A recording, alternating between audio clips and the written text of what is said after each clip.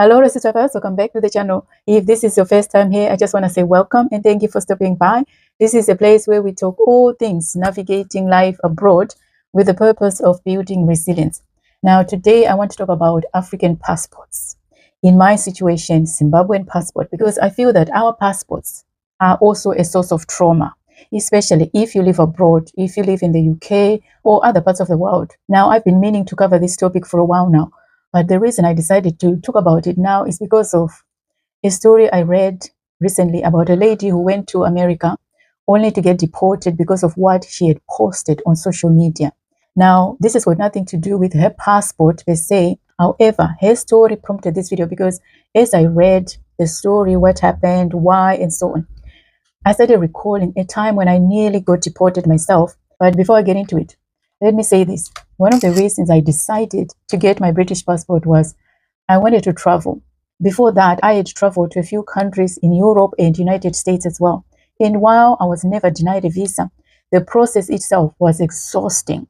And even after getting that visa, when you're actually on your way to get to that country, your destination, the way I was treated at the airports, despite my visa, despite having all the documents, the travel insurance, my hotel booking, money in my bank account, despite ticking all the boxes, the treatment that I used to get at the airport was not always the best. I was treated as if I had done something wrong, as if I was a criminal. Now, this reminds me of two occasions. The first occasion was when I went to the Bahamas. Now, if you're from Zimbabwe, if you've got this passport, you don't need a visa to go to the Bahamas unless the rules changed recently. So I went to the airport, and as I was checking in, I presented my passport, I presented my ticket and everything. And then they looked through my passport.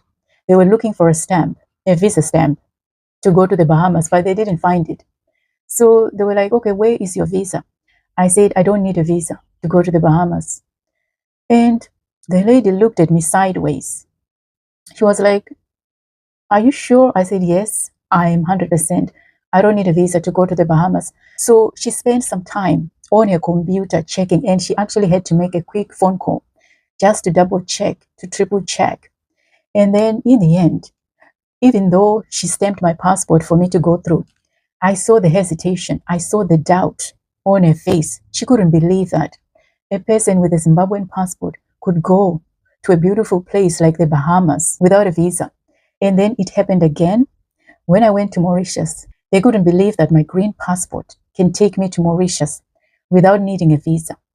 But this is what happened. So you can imagine the embarrassment of watching other people sail through while you stand there like a criminal being questioned. Why are you going to this place? When are you coming back? What job do you do? How long have you been staying in the UK? All kinds of questions.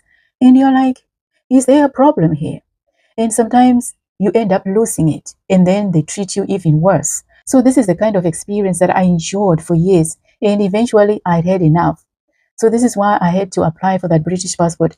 And I know that this problem of traveling with our African passports is something that many Africans living abroad share. We share this experience. So this is why in this video, I want us to talk about our African passports.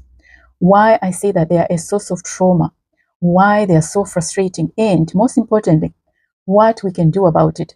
Because the truth is, African passports are some of the weakest in the world. I mean, yeah, it is crazy. And also, we are losing our dignity as African people because having to be denied entry at the airport, having to stand there while other people watch, that makes you feel some type of way. You lose your dignity. Because recently, the United States announced a travel ban to some countries, and a good chunk of those countries were African countries. And I know that other countries as well have got the same type of ban on African countries.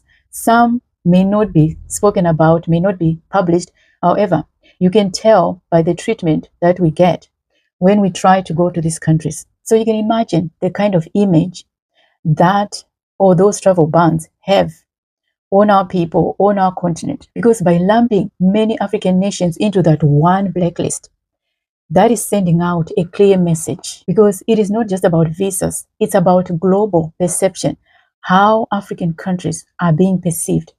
Because at the end of the day, again, it is not just about traveling. The real impact of our passports goes beyond just fewer vacations. It goes beyond that.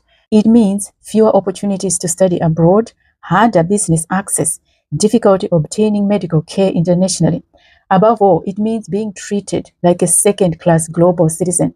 That fear when your passport is looked at is a symptom of a much larger problem. The state of our passports reflects the state of our continent. This is where I'm coming from with this. All this to me is a symptom of a much bigger problem. And here's what's even more painful. And I feel that this is like the biggest issue that we have as Africans in general in 2025. We don't even promote our own continent. We don't even believe in African tourism. How many of us, if given a choice, would actually pick an African country to travel to instead of going to a European country? How many of us are consciously choosing to visit Africa instead of promoting other countries that are already well off? Because we are the ones trailing behind, and yet we are not taking the necessary steps to flip the script, to change that situation. And one of the ways that we can actually start strengthening or changing the way people look at us, or that global perception that I mentioned earlier, is by promoting our own continent. Because I always talk about the narrative. Do you know that there are people who live in other countries, foreigners, who don't even know or who don't even believe that there are beautiful places in Africa, places worthy of visiting, places even more beautiful than other European places or other countries? There are people who don't believe that. It is because of the perception.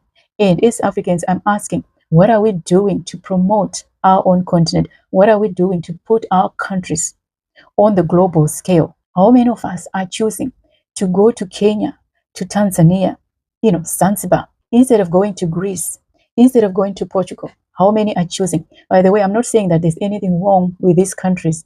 I'm just talking about promoting our continent as well. Yes, you can go to those countries, but you can also go to African countries. You're promoting the continent. You're promoting African tourism.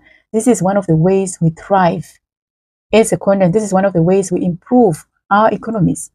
And I'm saying we are not doing enough of that, myself included, because these things I also reflect and I also have to check myself. But having said that, one thing I also have to mention, which is unfortunate, is that sometimes going to African countries as an African feels as if you're crossing enemy territory. Sometimes it feels like that because of the stress that you have to go through just to visit a neighboring country. They will need a visa. Unfortunately, some African countries still require visas from other African countries, fees, checks. I mean, yeah, it is crazy. And when it comes to the reasons why our African passports are looked down upon, it's about our systems. Recently, I saw a video clip of people talking about the improvements that the Zimbabwean government have made when it comes to people visiting Zimbabwe, crossing the border, and the systems that have been put in place. I was quite pleased to hear that, to be honest with you.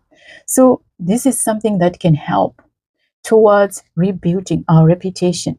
And also, I feel that we need to have reciprocal visa agreements. If some countries are just making it difficult for Africans to visit their countries, then African countries also need to start doing the same thing.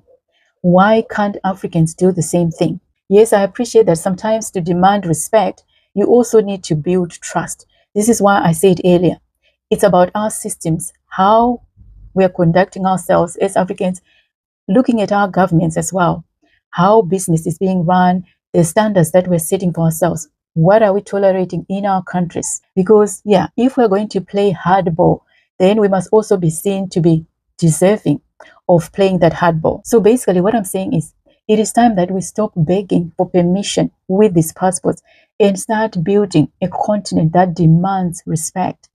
And we can only demand respect if we get our affairs in order. Because a stronger Africa means stronger passports, and stronger passports mean freedom as well. Because trust me, this passport, along with the Singaporean passport, which is like the strongest, I believe, the strongest passport in the world, these type of passports give you freedom, a kind of freedom that, I mean, I don't know how to describe it, especially if you're traveling. I'm talking about traveling. I'm talking about when it comes to crossing borders. having a stronger passport gives you freedom. And this is what we don't have in Africa. Yes, we have other passports that give you some kind of freedom, but the kind of freedom is not nearly enough compared to other passports. This is why I'm saying our passports sometimes are a source of trauma. So when it comes to solutions, I've already mentioned promoting our own continent, promoting tourism in Africa, and also it's about strengthening diplomacy as well with other countries, and also pushing for visa-free travel within the continent, within African countries. I mean, as Africans, before we had these borders, Africa was just one place. We didn't have these borders anyway to begin with. So why are we allowing our passports to become a hindrance, to delay our progress, economic progress, and so on? And lastly, it is time that we build stronger systems, build secure ID systems, and fraud-resistant passports. We need to tighten the way we do things. So anyway, this is what I wanted to share with you in this video. I don't know what you think about everything I've shared. Have you also experienced frustration when you're traveling with your African passport? Feel free to share with us in the comment section. And also don't forget to like this video, share it as well. I'll see you in the next video. Take care.